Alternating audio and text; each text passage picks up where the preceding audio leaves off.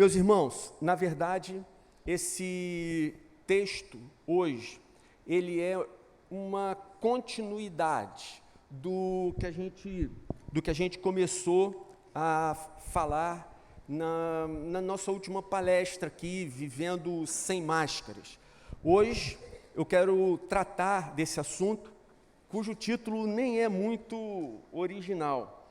Esse título, Atração Fatal, eu me lembrei de um filme que passou muitos anos atrás, de um homem que tinha uma família toda ajustada, mas ele se aventura ele tem uma aventura extraconjugal e aquela pessoa com quem ele tem a tal aventura, ela tem problemas psicológicos, psiquiátricos, emocionais, passa a persegui-lo, passa a perseguir sua família e a sua vida se transforma num absoluto inferno. E daí o título do filme, Atração Fatal. No final do filme realmente ela morre, mas é uma tragédia muito grande. Eu queria na verdade hoje responder a uma pergunta. Por que o pecado sexual é mais grave que outros pecados? Então hoje eu queria conversar com vocês a respeito desse assunto. Por que o pecado sexual é, biblicamente, considerado mais grave que outros pecados? Antes que você pense qualquer coisa, me dê a oportunidade de mostrar o raciocínio e a base bíblica para as coisas que nós vamos falar, e mantenha o seu coração aberto, para que Deus possa tratar com você, com a gente, para que o Senhor possa falar ao nosso coração, nos levar a um estilo de vida muito mais santo, muito mais próximo àquilo que Jesus espera de nós. Então, 1 Coríntios capítulo 6, versículo 18, diz assim: fujam da imoralidade sexual. Fujam da imoralidade sexual. Todos os outros pecados que alguém comete, fora do corpo os comete, mas quem peca sexualmente, peca contra o seu próprio corpo. Acaso não sabem que o corpo de vocês é santuário do Espírito Santo que habita em vocês, que lhes foi dado por Deus e que vocês não são de si mesmos? Vocês foram comprados por alto preço, portanto, glorifiquem a Deus com seu próprio corpo. Gente, hoje a sociedade está totalmente imersa em sexo. Isso aí não é novidade, não é, enfim, todos nós sabemos disso. Hoje usa-se sexo para vender carros, casas, alimentos, atrair audiência na TV. Hoje o sexo está em toda a mídia de uma maneira geral, mas nem sempre foi assim. Camille Paglia, PhD na Universidade de Yale, uma mulher que se declara ateia e lésbica, e eu só estou mencionando isso para vocês verem a força da afirmação dela que eu vou citar a seguir. A força está no fato dela não ter nenhum compromisso com a fé cristã, portanto, mas ela é estudiosa dessa área do conhecimento humano.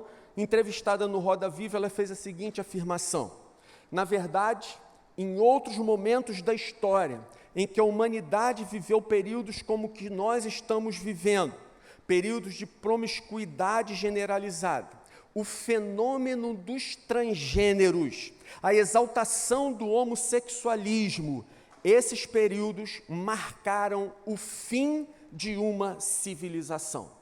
Então ela diz, olha, isso de fato não é uma novidade, isso já aconteceu em outras eras, mas quando esses períodos aconteceram, claramente, se você avaliar a história, você verá que esses períodos de promiscuidade, esses períodos de transgêneros, esse período de homossexualismo exaltado, esses momentos, eles marcaram, eles foram o ponto final de uma era, de uma civilização. Ele falou, olha, foi assim no Império Babilônico, foi assim no Império Romano, foi assim com a cultura grega. Mas esse assunto é muito vasto, por isso eu quero me concentrar na questão que a gente levantou no início. Essa importância que algumas pessoas dão aos pecados sexuais faz algum sentido? Pecados sexuais são mesmo mais graves que outros pecados ou isso é apenas uma questão cultural? O que a Bíblia diz sobre isso? Porque nós devemos tomar cuidados especiais contra esse tipo de pecado. Primeiro, nós precisamos desconstruir algumas ideias de pecado erradas, indevidas, não bíblicas, que talvez estejam muito sedimentadas em nossas mentes e em nossos corações, a respeito de pecado. Por exemplo, eu queria salientar que essa ideia de 7 pecados capitais e 7 virtudes cardeais, isso não é bíblico de forma alguma. Essa ideia de 7 pecados capitais, ou seja, pecados que merecem pena de morte, pecados para os quais não há perdão, essa ideia começou depois de Constantino ter entrado na igreja, ter influenciado a igreja e a igreja ter se desviado da Bíblia Sagrada. Essa ideia de 7 pecados capitais, na verdade, teve início com um cara que se autodenominou Papa, chamado Gregório I, no século VII. Ele instituiu esses tais 7 pecados capitais. Como pouco tempo depois, alguns artistas começaram a pintar cenas ilustrando esses pecados. Alguns artistas começaram a esculpir cenas mostrando esses pecados.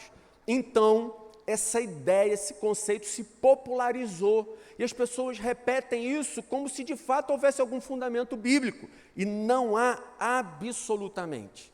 A Bíblia, ao contrário, ela fala de um pecado imperdoável, que é o pecado contra o Espírito Santo.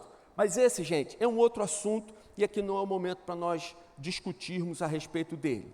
Hoje, o importante que eu queria conversar com vocês no início dessa nossa palestra é: será que para Deus existe pecadinho e pecadão? Ou para Deus todos os pecados são igualmente graves, iguais e devem ser tratados da mesma forma? Gente, agora eu preciso da atenção máxima de vocês, porque eu vou comentar com vocês algo errado. Se você dormir agora, se a sua mente se derivar, você vai falar: o Henrique fez tal afirmação assim no púlpito. Eu vou fazer, mas mostrando um pensamento errado, tá certo? Então, veja só, a ideia de que todos os pecados são iguais surgiu de um movimento que prega a graça de Deus de uma maneira degenerada, de uma maneira deturpada, de uma maneira falsa. E o raciocínio é mais ou menos assim: Jesus disse que se um homem olhar para uma mulher com intenção impura no coração, ele já adulterou com ela. Isso é verdade, Jesus faz essa afirmação. Mas qual é o pensamento falso, o raciocínio diabólico desses que degeneraram a graça? O raciocínio é: ora, se Jesus afirma que olhar para uma mulher com intenção impura no coração significa que eu já adulterei com ela, então a diferença entre pensar no adultério e cometê-lo, aos olhos de Jesus, não há diferença. O pecado é igual, o pecado já foi cometido. Então, o que de fato vai diferenciar aquele que pensa daquele que comete o pecado? Estou insistindo no raciocínio errado, diabólico e maldito desses que degeneraram a graça. Então, qual seria a diferença daqueles que pensam e não pecam, não colocam em prática o pensamento, para aqueles que vão lá, praticam e realizam o ato? A diferença é que aqueles que realizam o ato são transparentes, são corajosos, são verdadeiros, dão vazão ao que pensam, ao que gostam, ao que querem. Ao passo que aqueles que apenas pensam no pecado e não cometem, são covardes, apinham as igrejas, são cínicos, são hipócritas, percebe?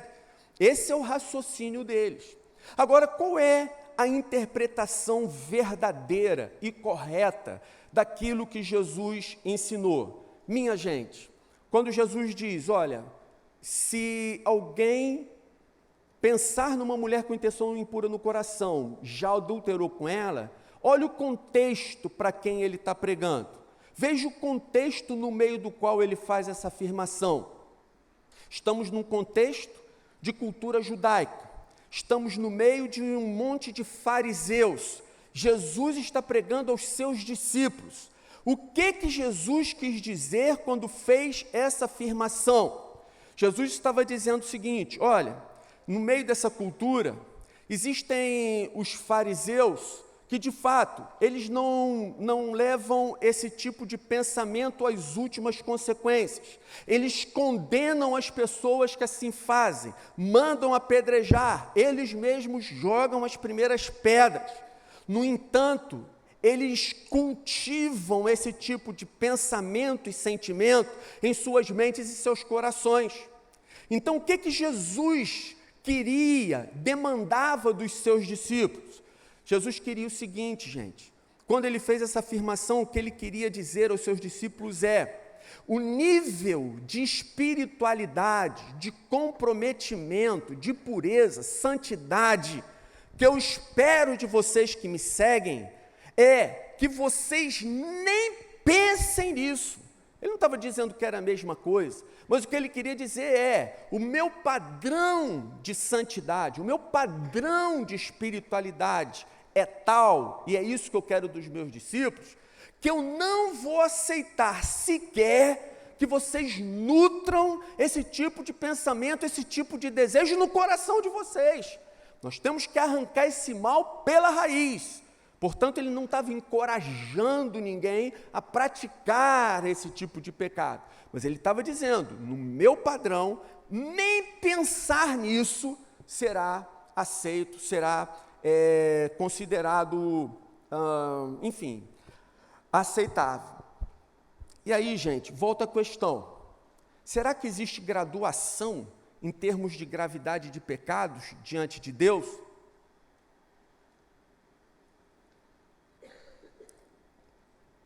Não existe pecadinho e pecadão? Ou existe uma gravidade? Existem pecados mais graves, sérios e terríveis do que outros? Meu irmão, pode apostar que sim. Não tenha dúvida. Você acha que, aos olhos de Deus, o cidadão vai passar no ônibus, recebe um troco a mais, percebe, mas ele não devolve para o trocador. Está mal-humorado, não devolve. Pecou, ele viu que recebeu o troco a mais, não devolveu, cometeu o pecado, levou os centavozinho lá a mais no bolso, não deveria ter feito isso, que Deus toque no coração desse irmão, onde ele encontra com esse trocador e devolve o dinheiro, mas isso é um tipo de pecado. Como que você vai achar que, aos olhos de Deus, esse pecado é tão grave quanto a de um cara, por exemplo, que sequestra uma mulher, estupra e mata? Faz sentido você pensar que os pecados são iguais, que o juízo será igual, que o peso da mão de Deus sobre esses pecados será indiferente? Para Deus tanto faz, porque não existe pecadinho e pecadão. Vejam a ideia maldita e diabólica que vem assolando a igreja, ideia falsa e não bíblica, percebe? Na Bíblia, gente, nós vemos claramente que havia pecados em que a pena era, por exemplo, alguns pecados, a pena era entregar um punhado de farinha, de cereais. Para outros pecados, tinha que haver a morte de uma pombinha, de uma rolinha ou de algum passarinho. Para outros pecados, o cordeiro tinha que morrer. E para outros ainda, animais maiores. Mas não cessa aí. Havia pecados em que não bastava matar um bicho, que a pessoa era efetivamente condenada à morte. Então você observa, se existem graduações de forma de remissão e de perdão dos pecados, meus irmãos, é porque é óbvio que existem gravidades de pecados diferenciadas diante de Deus. Então, vamos lá, falar especialmente da questão do pecado sexual.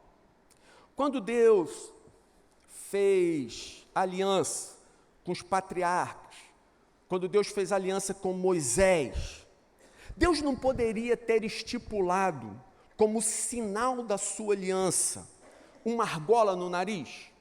Muitas nações tinham como sinal a argola no nariz, sinal de escravo. Argola no nariz significa, você é escravo daquele povo. Deus poderia ter estipulado alguma coisa assim. Pô, no meu povo de Israel, eu quero que todo mundo tenha uma argola no nariz, escrito o nome Jeová. Significa escravo de Jeová. Deus não poderia ter estipulado? Poderia. Deus não poderia ter estipulado um outro sinal? Sei lá, bota um piercing, um osso na orelha. Todo mundo que vir aquele cidadão com osso na orelha sabe que ele é do povo de Israel, que ele pertence ao Senhor. Poderia ter colocado cordas trançadas nos calcanhares, uma tatuagem na testa com o nome Jeová, podia manter a cabeça raspada, ou poderia proibir de cortar o cabelo. Mas, irmãos, qual foi o sinal que Deus determinou para chancelar a aliança do Antigo Testamento? Qual foi o sinal da aliança do Antigo Testamento? Qual foi? Circuncisão. Aonde que Deus mandou pendurar o sinal da sua aliança com o seu povo? Vê? Bastaria isso para que a gente já percebesse que existe algo ali que é extremamente importante aos olhos de Deus. Ou seja, a circuncisão é o sinal da minha aliança. O que Deus está falando?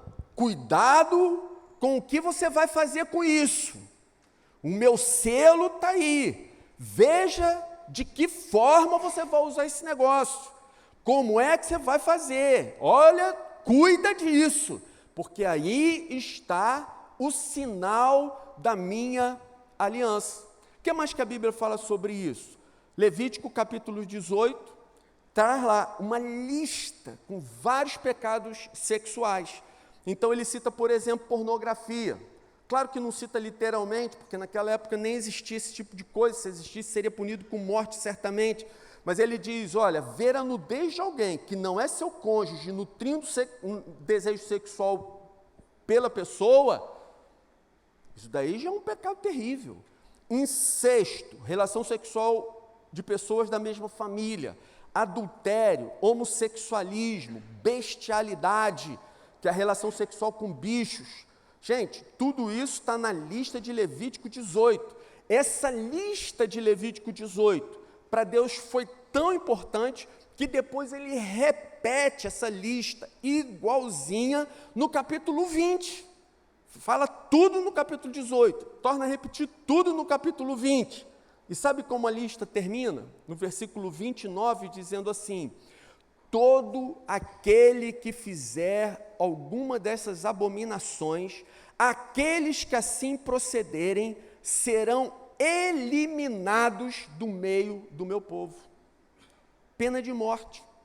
Diante de Deus, os pecados sexuais não podiam ser compensados com ofertas de cereais, não podiam ser compensados com sacrifício de um passarinho, nem mesmo um boi ou uma manada.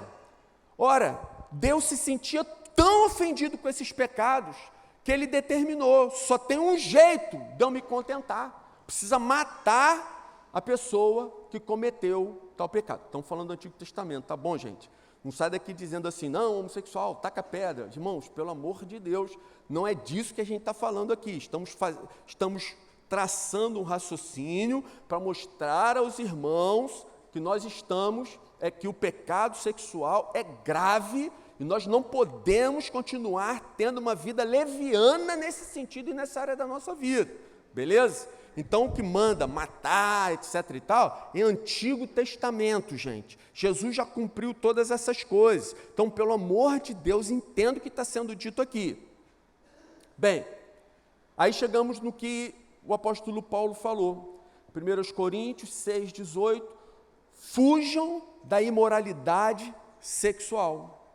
Fujam da imoralidade sexual. Muito interessante você ver na sua Bíblia, no Novo Testamento, que você vê o seguinte, por exemplo, há textos que diz, resista ao diabo, ele fugirá de vocês, resistam à tentação, né? Mas quando se refere às tentações sexuais, a orientação bíblica é, fujam, não enfrentem.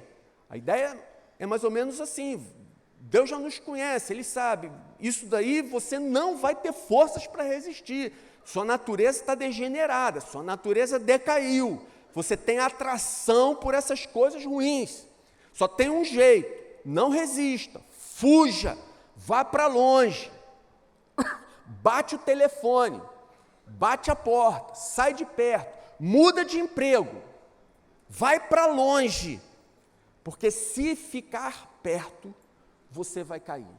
Se tentar resistir, mudar a situação por um papo cabeça, por uma conversa, por uma decisão pessoal, você não vai resistir, você vai cair. E essa queda, gente, é dolorosa, é vergonhosa e pode trazer consequências muito ruins. Então vamos lá. Por que eu deveria levar essa advertência bíblica muito a sério? Por que eu deveria levar essa advertência de Paulo, fujam da imoralidade sexual, muito a sério? Em primeiro lugar, porque como o texto lido afirma, quem peca sexualmente profana o templo aonde Deus habita. Quem peca sexualmente profana o templo aonde Deus habita. Não se esqueça, se você é de Cristo, o Espírito Santo habita em você. E aonde quer que você vá, o Espírito Santo está dentro de você. Então, você parte para uma aventura deliberada. Você parte para uma aventura extraconjugal deliberada, consciente. O Espírito está em você. E se você leva esse plano adiante, você envolve o Espírito Santo nessa relação. E isso é gravíssimo. Se alguém profanasse o templo no Antigo Testamento, era merecedor imediatamente da pena de morte. Na Nova Aliança, nossos corpos são o templo vivo onde o Espírito Santo habita. Se nós cometemos esse pecado, nós profanamos o templo do Espírito.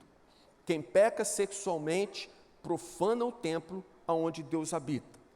Segundo lugar, eu deveria levar essa advertência muito a sério, porque de Deus não se zomba. Vou usar alguns argumentos que usei na nossa última palestra, Vivendo Sem Máscaras. Gente, mas isso é extremamente sério. De Deus não se zomba. Podem zombar de mim, podem zombar da liderança da igreja, podem zombar da igreja inteira. Isso você consegue, engana todo mundo, tapeia todo mundo, mas de Deus não se zomba. Gálatas 6, 7, 8. Não se deixem enganar, de Deus não se zomba. O que o homem semear, isso também colherá. Quem semeia para a sua carne, da carne colherá destruição. Irmãos, até quando vamos deixar de levar nosso relacionamento com Deus a sério? Até quando vamos deixar de levar nosso relacionamento com Deus até as últimas consequências? É possível mentir para mim, para a liderança da igreja, mas a Deus jamais enganaremos. Quando alguém parte para o pecado, quando alguém deliberadamente escolhe esse caminho, dá margem para que isso aconteça, imediatamente essa pessoa, se é cristã, deixa de contar com a bênção de Deus, deixa de contar com o cuidado, a proteção de Deus. Gente, fala sério, você acha que o cidadão ali escolheu ter uma aventura extraconjugal com a secretária do seu trabalho ou algo parecido? Você acha mesmo que essa pessoa que está desobedecendo francamente a Deus, ela pode contar com a bênção de Deus?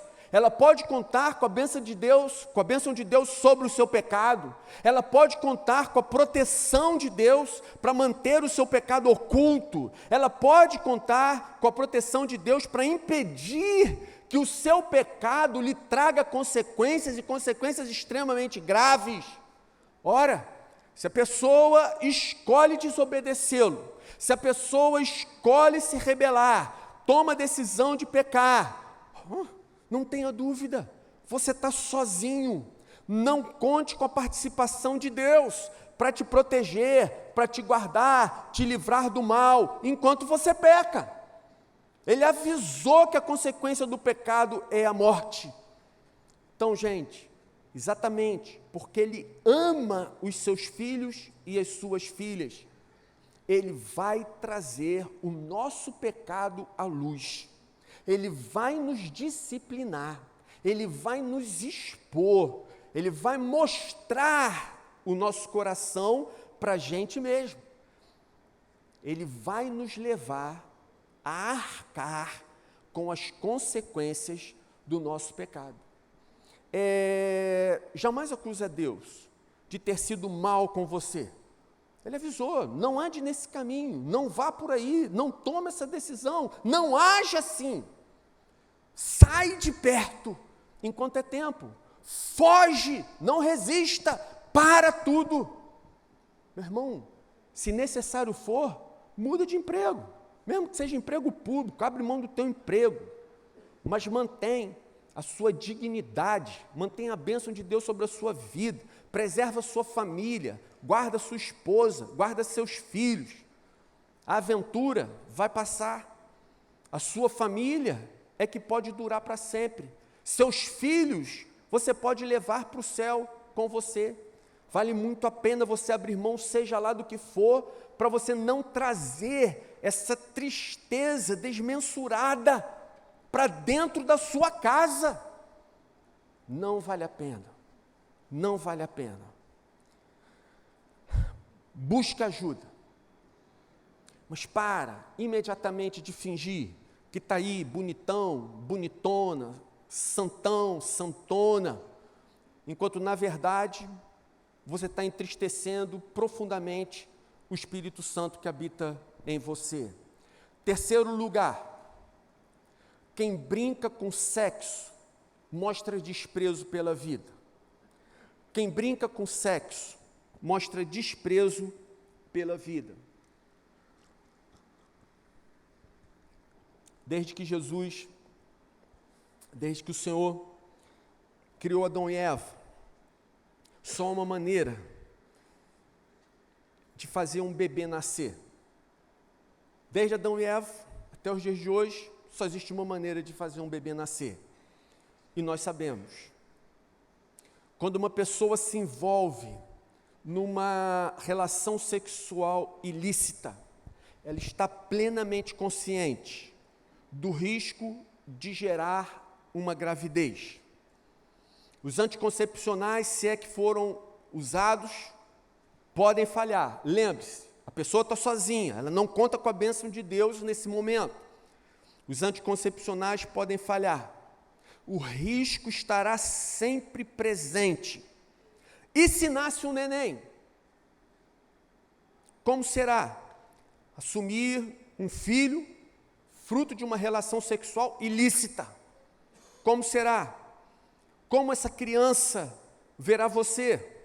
Como pai, como mãe? Como será esse relacionamento?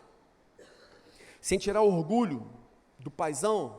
Essa criança sentirá orgulho da mãezona, sabendo que ao invés de ter sido planejado, orado, nascido com amor, fruto de amor, foi apenas o resultado de uma aventura e de um desejo descontrolado. Como essa criança vai ver os seus próprios pais? Aí tem gente que já pensa, faz um aborto. Gente, quem pensa nisso, acrescenta outros pecados ainda muito mais graves ao que já cometeu. Eu me lembro, eu sei que não é o momento de falar sobre isso, mas eu me lembro de uma história em que o médico foi procurado pela mãe dizendo: eu já tenho um filho de 7 anos, é muito difícil, está sendo muito difícil para a gente sobreviver, e agora acabei de engravidar de novo, então, doutor, eu estou aqui para o senhor tirar o meu filho. Aí o médico fala para ela: mas qual é a real intenção? A senhora está com problema financeiro? Estou. Seu filho mais velho já estuda? Estuda. Seu filho mais velho tem plano de saúde? Tem. O seu filho mais velho tem despesas assim assado? Tem. Então, minha senhora, vamos fazer o seguinte: traga o seu filho aqui de 7 anos, a gente mata ele. Mas como assim, doutor? O senhor está falando em matar meu filho? Não, senhora. Quem está falando em matar o seu filho é a senhora. A gente só está discutindo qual dos dois. Irmãos, aborto é abominável aos olhos de Deus. Para a mulher mundana, para uma mulher mundana, ela pode vociferar: meu corpo, minhas regras.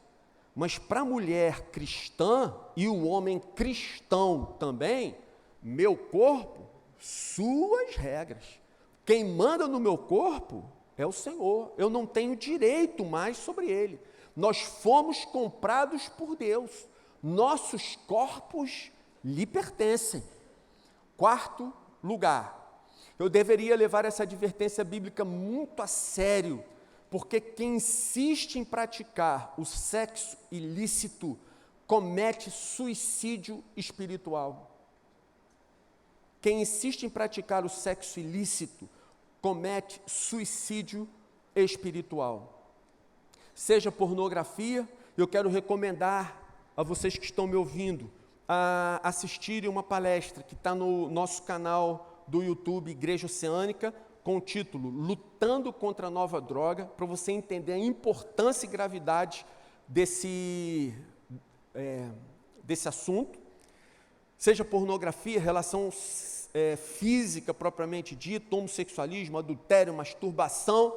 A verdade, gente, é que quando praticamos esse tipo de pecado, o nosso vigor espiritual se vai, a vontade de realizarmos para Deus acaba, o prazer de adorar é perdido, não temos mais vontade, louvar, adorar, estar na presença do Senhor, o coração endurece, a fé enfraquece, perdemos a confiança no Senhor.